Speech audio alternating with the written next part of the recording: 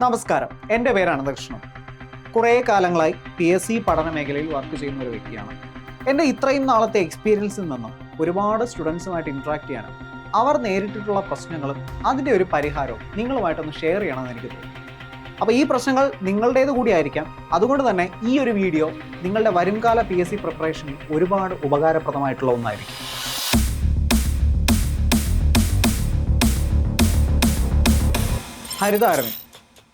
ഹരിത ആദ്യം പഠിക്കാൻ തുടങ്ങിയപ്പോൾ നമ്മുടെ പഴയ കാണാപ്പാടം പഠിക്കുന്ന രീതി, അല്ലെ, പണ്ടത്തെ PSC ആസ്പിറൻസ് ചെയ്തുകൊണ്ടിരുന്ന ആ ഒരു കാണാപ്പാടം പഠിക്കുന്ന രീതിയാണ് ഫോളോ ചെയ്തിരുന്നത്. പക്ഷേ കുറച്ച് കഴിഞ്ഞപ്പോൾ ഹരിതയ്ക്ക് തന്നെ മനസ്സിലായി ഞാൻ ചെയ്യുന്നതിൽ എന്തോ പ്രശ്നമുണ്ട്. അപ്പോൾ എന്താണ് ഇതിനൊരു സൊല്യൂഷൻ? ഓരോ സബ്ജക്റ്റിനും അതിൻ്റേതായിട്ടുള്ള ഒരു അപ്രോച്ചുണ്ട്. ഓരോ സബ്ജക്റ്റ് പഠിക്കേണ്ടതിനും അതിൻ്റേതായിട്ടുള്ള ഒരു രീതിയുണ്ട്. കൺസെപ്റ്റ്സ് മനസ്സിലാക്കാതെ നമ്മൾ എത്രയൊക്കെ ഫാക്റ്റുകൾ ഓർത്ത് വെക്കാൻ വന്നു കഴിഞ്ഞാലും നമ്മളത് ഓവർലോഡ് ആക്കുകയുള്ളൂ. നമ്മുടെ ബ്രെയിനൊരു കപ്പാസിറ്റി ഉണ്ടല്ലേ. അപ്പോൾ ഒരു ഉദാഹരണം പറയുകയാണെങ്കിൽ, ഇപ്പോൾ ഹിസ്റ്ററി എന്ന് പറയുന്ന ഒരു സബ്ജക്റ്റ് പഠിക്കുമ്പോൾ അതിനകത്ത് എല്ലാവരും പറയുന്ന ഹിസ്റ്ററിക്ക് കേൾക്കേണ്ടി വരുന്ന ഒരു വഴിയാണ് വർഷങ്ങൾ ഒരുപാട് പഠിക്കേണ്ടി വരുന്നു, ഒരുപാട് ആൾക്കാരുടെ പേരുകൾ ഓർത്ത് വെക്കേണ്ടി വരുന്നു. പക്ഷേ ഇതെല്ലാം തന്നെ ഒരു കാലഗണന, അതിൻ്റെ ടൈം ലൈൻ എന്ന് പറയുന്ന ഒരു കാര്യം ഒരു കഥാരൂപത്തിൽ നിങ്ങളുടെ മനസ്സിലുണ്ടെങ്കിൽ ഈ പറയുന്ന കാര്യങ്ങൾ വളരെ എളുപ്പത്തിൽ മനസ്സിലാക്കാൻ പറ്റും. ഇനിയിപ്പോൾ എക്കണോമിക്സ്, എല്ലാവരുടെയും പേടി സ്വപ്നമായിട്ടുള്ള മറ്റൊരു സബ്ജക്റ്റ്. എക്കണോമിക്സ് എന്ന് പറയുന്നത് വളരെ, അതിൻ്റെ കൺസെപ്റ്റ്സ് എന്ന് വെച്ചാൽ ഏറ്റവും വലിയ പ്രത്യേകത ഒരു തവണ പഠിച്ചു കഴിഞ്ഞാൽ പിന്നെ മറക്കത്തില്ല എന്നുള്ളതാണ്. അതിൻ്റെ ക്ലാരിറ്റി കിട്ടിക്കഴിഞ്ഞാൽ. അപ്പോൾ അത്രയും സിമ്പിളായിട്ട് നമ്മുടെ ചുറ്റുപാടും നടക്കുന്ന കാര്യങ്ങൾ വെച്ചിട്ട് എക്കണോമിക്സിൻ്റെ കോൺസെപ്റ്റുകളെ മനസ്സിലാക്കി വെച്ച് കഴിഞ്ഞാൽ ബൈ ഹാർട്ട് പഠിക്കേണ്ട ആവശ്യമില്ല. സോ ഈ രീതിയിൽ നമ്മുടെ പഠനത്തെ വളരെ ലളിതവും എളുപ്പവുമാക്കി മാറ്റാൻ പറ്റുന്ന ഒരുപാട് മെത്തേഡ്സ് ഉണ്ട്. ഇത് മനസ്സിലാക്കിയപ്പോൾ ഹരിതയുടെ ആ ഒരു ലൈഫ് തന്നെ മാറി. ഹരിതയുടെ PSC പ്രിപ്പറേഷൻ കുറച്ചുകൂടി എളുപ്പത്തിലായി. ഹരിത ഇപ്പോൾ 73ാമത്തെ റാങ്കോടുകൂടി കേരള ഫോറസ്റ്റ് ഡെവലപ്മെൻറ്റ് കോർപ്പറേഷനിൽ വർക്ക് ചെയ്യുകയാണ്. നിങ്ങൾക്കറിയാലോ, 2020-21 ശേഷം PSCയുടെ മാറ്റം എന്ന് പറയുന്നത് നമ്മൾക്ക് ചിന്തിക്കാവുന്നതിലപ്പുറമാണ്. മുമ്പ് MCQ, സിമ്പിൾ MCQ ചോദ്യങ്ങൾ ചോദിച്ചുകൊണ്ടിരുന്ന സ്ഥലത്ത് ഇപ്പോൾ കൂടുതൽ ലെങ്തി ആയിട്ടുള്ള പ്രസ്താവന ചോദ്യങ്ങളാണ് ചോദിക്കുന്നത്. പല ഉദ്യോഗാർത്ഥികളെയും കുഴപ്പിച്ചിട്ടുള്ള ഒരു കാര്യമാണ് ഈ നീളമുള്ള പ്രസ്താവന ചോദ്യങ്ങൾ, അതുപോലെ കൂടുതൽ കൺസെപ്ച്വൽ ആയിട്ടുള്ള ചോദ്യങ്ങൾ എങ്ങനെ ഡീൽ ചെയ്യണം എന്നുള്ളത്. ഇതേ പ്രശ്നമായിരുന്നു സ്റ്റെഫിക്ക് ഉണ്ടായിരുന്നത്. അപ്പോൾ ഇതിനെന്താണ് സൊല്യൂഷൻ? ഇതിന് ഒറ്റ സൊല്യൂഷനേ ഉള്ളൂ, നിങ്ങൾ പ്രാക്ടീസ് ചെയ്യുക. ചുമ്മാ ഒരു 1000 ചോദ്യങ്ങൾ ഞാൻ നിങ്ങൾക്ക് തരികയാണ്, അത് PSCയുടെ പുതിയ പാറ്റേണായിട്ട് ഒരു ബന്ധവും ഇല്ലെങ്കിൽ അതുകൊണ്ട് വല്ല കാര്യമുണ്ടോ? ഇല്ല.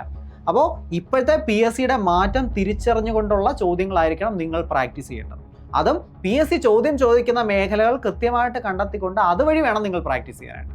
അങ്ങനെ നിരന്തരമായിട്ടുള്ള പ്രാക്ടീസിലൂടെ നിങ്ങളുടെ പ്രശ്നങ്ങൾ മനസ്സിലാക്കുകയും നിങ്ങൾക്ക് ടൈം മാനേജ്മെൻറ്റ് ഇഷ്യൂ ഉണ്ടോ, നിങ്ങൾക്ക് കൺസെപ്റ്റ് ക്ലാരിറ്റി ഇല്ലയോ, ഇങ്ങനെയുള്ള പ്രശ്നങ്ങൾ ഏതൊക്കെയാണെന്ന് കൃത്യമായിട്ട് വിശകലനം നടത്തിക്കൊണ്ട് വേണം നിങ്ങൾ ഓരോ ചൂടും മുന്നോട്ടേക്ക് വെക്കാൻ. സ്റ്റെഫി ഇത് കൃത്യമായിട്ട് അപ്ലൈ ചെയ്തു. അങ്ങനെ സ്റ്റെഫിക്ക് വിജയത്തിലേക്ക് എത്താനും സാധിച്ചു. അങ്ങനെ കമ്പനി ബോർഡ് അസിസ്റ്റന്റിൽ 496ാം റാങ്കോടുകൂടി ഇപ്പോൾ സ്റ്റെഫി KSFയിൽ വർക്ക് ചെയ്യുന്നു. ഷിജി സെക്രട്ടറി അസിസ്റ്റന്റ് എക്സാമിന് പ്രിപ്പയർ ചെയ്യുമ്പോഴാണ് ഷിജി ഒരു കാര്യം മനസ്സിലാക്കുന്നത്, ഷിജിക്ക് കൺസെപ്ച്വൽ ക്ലാരിറ്റി പല സബ്ജക്റ്റിലും വീക്കാണെന്നുള്ളത്. അത് കൃത്യമായിട്ട് തിരിച്ചറിഞ്ഞുകൊണ്ട് ഷിജി അതിന് വേണ്ട ഒരു സൊല്യൂഷൻ കണ്ടുപിടിച്ചു. ഓരോ സബ്ജക്റ്റിനും അതിൻ്റേതായിട്ടുള്ള രീതിയിൽ അപ്രോച്ച് ചെയ്യുക. ഒരു ഉദാഹരണം പറയുന്നത്, ഇപ്പോൾ ജോഗ്രഫിയിൽ കഴിഞ്ഞ കോമൺ ഡിഗ്രി പ്രിലിംസിന് എല്ലാവരുടെയും ഒരു പേടി സ്വപ്നമായിരുന്നു മൺസൂണിനെ കുറിച്ചുള്ള ഒരു പേജിൽ തന്നെ 2 ചോദ്യങ്ങൾ, അത്രമാത്രം നീളത്തിലുള്ള ചോദ്യങ്ങൾ. ശരിക്കും അത് കൺസെപ്ച്വൽ ക്ലാരിറ്റി വളരെയധികം ഡിമാൻഡ് ചെയ്യുന്ന ചോദ്യങ്ങളായിരുന്നു.